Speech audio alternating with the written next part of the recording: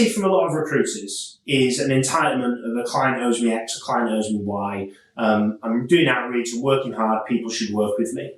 Unfortunately, that doesn't work because you're competing against 15, 20, 30 years experienced executive search recruiters who work at the big executive search firms, etc.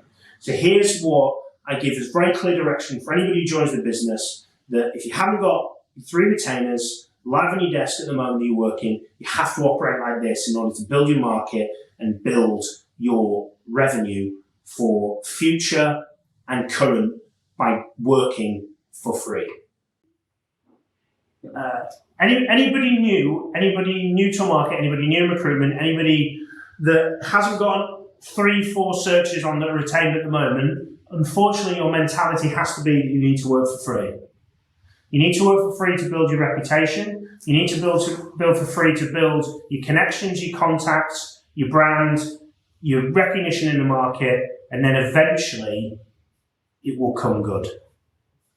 Because then eventually, when you speak to someone and they go, well, we'd like you to work contingent, or we've got a loose opportunity we'd like you to run with, and then you go, I only work retained.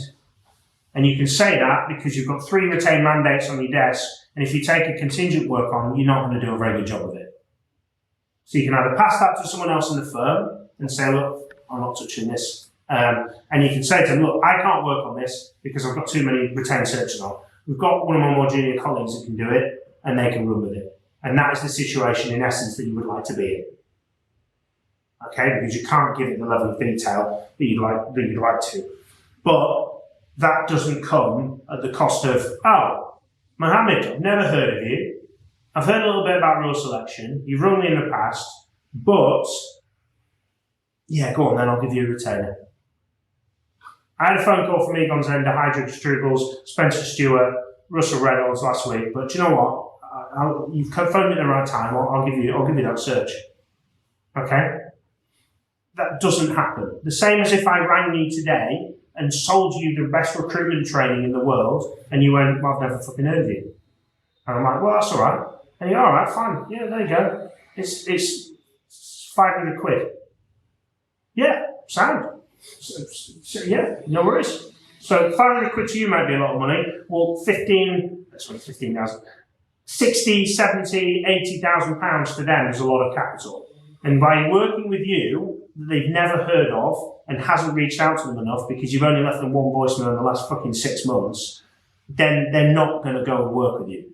But if you're consistently reaching out to these people, consistently reaching out to the people that you've spoken with in the past with more effort, consistently reaching out to the people you've got cell numbers for every month, eventually you will get there. But in order for that to happen, you've got to start by working for free. So if somebody gives you a sniff of an opportunity, you work it like shit to generate candidates, to then work those candidates, to then go into something else. You then find another vacancy off the back of one of those candidates that you got, and that's a bit of a stronger opportunity that you then work like shit to then find candidates for, and then eventually you get the good vacancy, high quality, high urgency, high pain, high problems, won't get retained, and then eventually you get a candidate in there and you make a placement.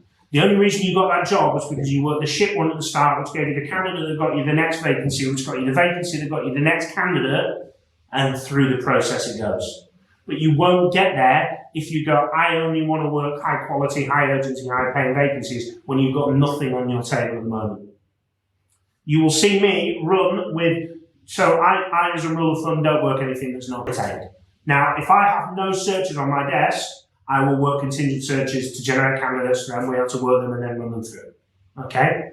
But if I've got fully retained searches on, like I've got 2 live at the moment, hopefully I'm going to close on a 3rd, somebody can bring me a contingent search, I'm probably going to say no. Or I'm going to say yes, but I can pass it to someone else in the firm and they can deal with it. But you can't work with me on it. Because I haven't got the freedom to be able to do it. That's the position you want to be in. But you must work for free in order to get there. Because otherwise the steps don't work. Because all you're doing is, I'm going to get a really high quality vacancy, and when I've got that, I'm going to work it. But you didn't generate candidates in order to demonstrate to that client that you got that level. You haven't got the knowledge and expertise in private equity. You want to have an educated conversation about their deal flow, about where their fundraising process is going, etc.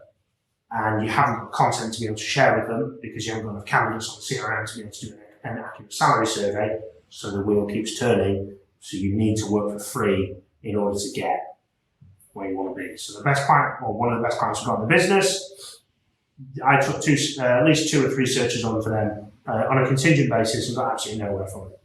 Yeah, I still rang him every month for 3 years, and then eventually I get them fully retained because they're paying problems and issues. But that isn't just that one. I've run loads and loads of people for 3 years. I've run Van Street Capital and worked on that relationship really, really hard, and we've never got anywhere with it. Okay, and there's loads of other private equity firms I've consistently reached out to that I haven't got the result for. But what I had to do in order to get the one that I needed, that would substantiate a good level of recruitment business at 200 to 300k a year, then that's the business I've got. Continue doing that, you then pick up another one, you then pick up another one, you then get another one. And then suddenly £1 million doesn't seem so complex and so hard because you've got 3 clients that take you to 600, 700k, and then the rest of it is how do I find another client. But you've got to do the sweat equity because nobody owes you jack shit. There isn't a single client out there that's thinking, yeah, do you know what? That guy works really hard. I'll work with him. They don't know.